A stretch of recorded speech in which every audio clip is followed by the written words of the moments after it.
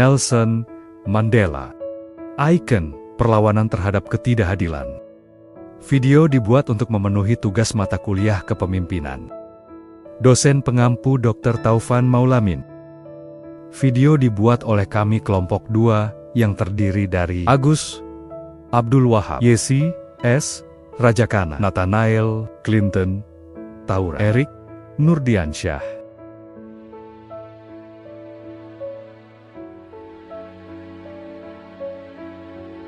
Assalamualaikum warahmatullahi wabarakatuh. Salam sejahtera untuk kita semua. Selamat datang di perjalanan sejarah bersama Nelson Mandela, seorang tokoh revolusioner yang mengubah wajah Afrika Selatan dan menginspirasi dunia. Kita akan menelusuri kisah hidup seorang Nelson Mandela yang dikenal sebagai pejuang kebebasan, simbol perdamaian, dan ikon perlawanan terhadap ketidakadilan. Kisah Nelson Mandela mengajarkan kita tentang semangat, keberanian, dan kekuatan dalam melawan penindasan. Perjuangannya penuh liku, dari menjadi pemimpin anti-apartheid hingga menghabiskan 27 tahun dalam penjara. Tapi Mandela tidak pernah menyerah. Justru, keteguhan hatinya mengantarkannya pada impian terbesar, mewujudkan kesetaraan dan kebebasan bagi semua warga negaranya, tanpa memandang warna kulit. Awal kehidupan dan pendidikan Mandela. Nelson Mandela lahir pada 18 Juli tahun 1918 di sebuah desa kecil bernama Bevezo, di Provinsi Cape Timur, Afrika Selatan. Nama aslinya adalah Rolihlahla Mandela, yang berarti pembuat masalah dalam bahasa Xhosa. Namun, dia mendapat nama Nelson dari guru sekolahnya. Sebagai seorang anak laki-laki dari suku Sembu, Mandela tumbuh dalam tradisi dan nilai-nilai sukunya. Di usia muda, Mandela memiliki keinginan yang kuat untuk belajar. Ia kemudian melanjutkan pendidikan di Fort Hare University, dan kemudian di Witwatersrand University untuk mempelajari hukum. Disinilah ia mulai terlibat dalam gerakan perlawanan terhadap ketidakadilan dan penindasan.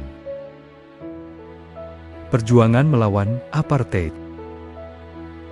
Pada tahun 1944, Mandela bergabung dengan Kongres Nasional Afrika, sebuah organisasi politik yang memperjuangkan hak-hak orang kulit hitam di Afrika Selatan.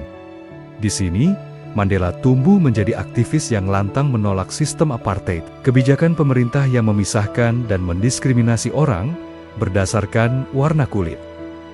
Selama bertahun-tahun ini, Mandela dan rekan-rekannya di ANC memimpin berbagai aksi damai dan protes menentang aturan apartheid. Namun, pemerintah Afrika Selatan menanggapi dengan keras, bahkan melarang ASI dan membatasi kebebasan para aktivisnya. Di bawah tekanan tersebut, Mandela dan aktivis lainnya mulai melihat bahwa perubahan damai saja mungkin tidak cukup. Ini menyebabkan Mandela mulai mempertimbangkan perlawanan bersenjata dan bergabung dengan kelompok militan An-Anse, Umkhonto we Sizwe, atau Tombak Bangsa. Penangkapan dan masa tahanan.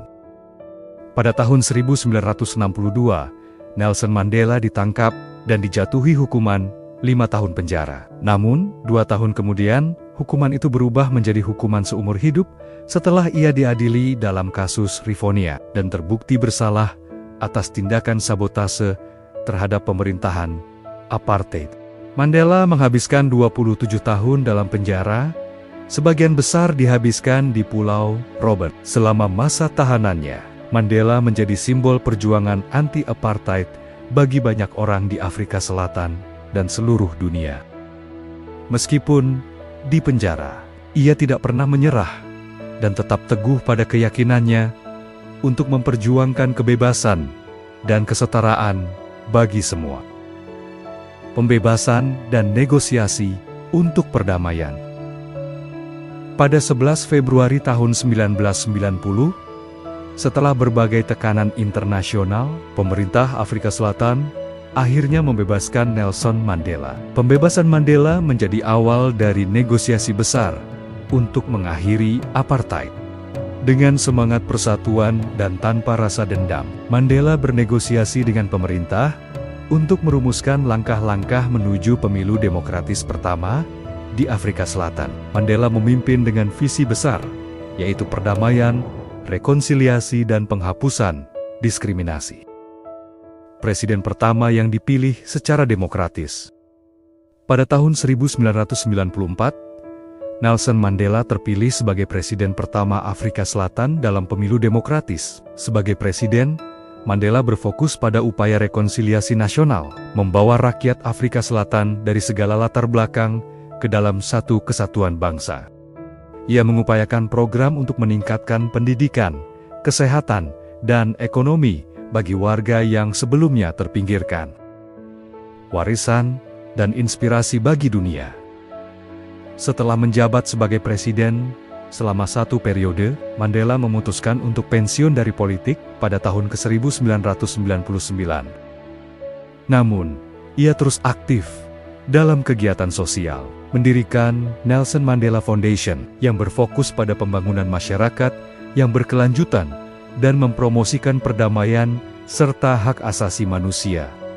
Nelson Mandela menginspirasi dunia dengan dedikasinya yang tak kenal lelah terhadap keadilan dan perdamaian. Pada tahun 2009, PBB menetapkan 18 Juli, hari lahirnya, sebagai Nelson Mandela International Day untuk mengenang dan menghormati kontribusinya bagi kemanusiaan. Nelson Mandela meninggal pada 5 Desember tahun 2013, tetapi warisan dan nilai-nilai yang ia perjuangkan terus hidup. Analisis dan evaluasi berdasarkan 12 good leader. 1. Integrity atau integritas. Analisis. Nelson Mandela dikenal sebagai sosok yang memegang teguh prinsip kejujuran, keadilan, dan moralitas sepanjang hidupnya. Evaluasi. Integritas Mandela membuatnya menjadi pemimpin yang sangat dipercaya. 2. Clear goals atau tujuan yang jelas. Analisis. Mandela memiliki tujuan yang sangat jelas, menghapus sistem apartheid dan mewujudkan keadilan serta persamaan di Afrika Selatan. Evaluasi, dengan tujuan yang jelas, Mandela mampu memotivasi dan memimpin gerakan rakyat dengan penuh keyakinan. Kejelasan tujuan ini membuat arah perjuangannya terfokus, serta memudahkan pendukungnya memahami langkah-langkah yang perlu diambil untuk mencapai perubahan. 3. Good example atau contoh yang baik. Analisis. Mandela bukan hanya berbicara tentang keadilan dan perdamaian, tetapi juga mencontohkan bagaimana bersikap tegar, sabar, dan adil. Evaluasi, dengan menjadi teladan yang konsisten. Mandela menunjukkan nilai-nilai yang diperjuangkannya dalam tindakan nyata, sehingga memotivasi orang lain untuk mengikuti perilakunya. 4. Vision atau visi. Analisis.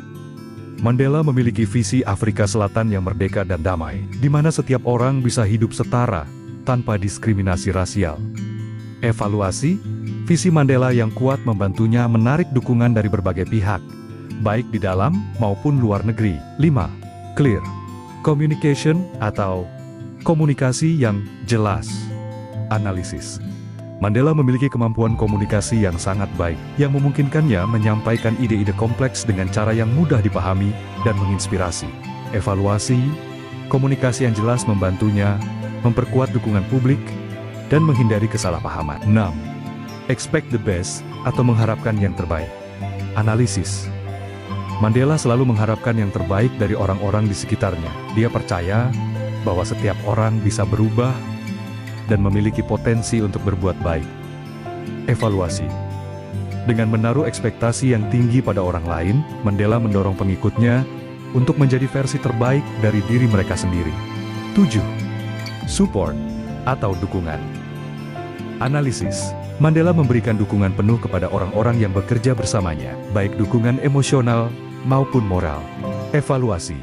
Dukungan yang diberikan Mandela membuat orang-orang merasa lebih percaya diri dan termotivasi. 8. Encouragement atau dorongan. Analisis. Mandela selalu memberikan dorongan kepada orang-orang yang bekerja dengannya, membantu mereka untuk terus maju, meski dihadapkan pada rintangan. Evaluasi. Dorongan dari Mandela menginspirasi dan membuat orang-orang merasa diberdayakan. 9. Recognition atau pengakuan. Analisis. Mandela menghargai kontribusi orang-orang di sekitarnya dan selalu memberikan pengakuan atas usaha mereka. Evaluasi, pengakuan yang diberikan Mandela membuat orang-orang merasa dihargai dan diakui peran pentingnya. 10. Stimulating work, atau pekerjaan yang merangsang. Analisis. Mandela melibatkan orang-orang dalam aktivitas yang bermakna, yang sesuai dengan tujuan besar mereka bersama. Evaluasi. Dengan memberikan pekerjaan yang memiliki makna, Mandela memotivasi pengikutnya untuk terlibat secara mendalam dan merasa bahwa mereka berkontribusi pada perubahan besar. 11. Focus on team interest and needs, atau fokus pada kepentingan dan kebutuhan tim. Analisis. Mandela selalu mempertimbangkan kepentingan dan kebutuhan rakyatnya, dan tidak hanya berfokus pada agenda pribadi atau kelompok tertentu. Evaluasi. Fokus pada kepentingan dan kebutuhan tim membuat Mandela dicintai sebagai pemimpin yang peduli pada kesejahteraan masyarakat. 12. Inspiration, atau inspirasi. Analisis.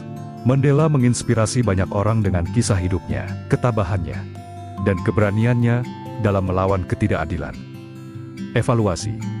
Sebagai sosok yang menginspirasi, Mandela memotivasi banyak orang untuk berjuang bagi keadilan dan persamaan. Kesimpulan, Nelson Mandela berhasil menggabungkan berbagai karakteristik yang diperlukan untuk menjadi pemimpin besar: integritas, visi yang jelas, kemampuan komunikasi, dan dukungan yang penuh perhatian, menciptakan fondasi kepemimpinan yang kuat.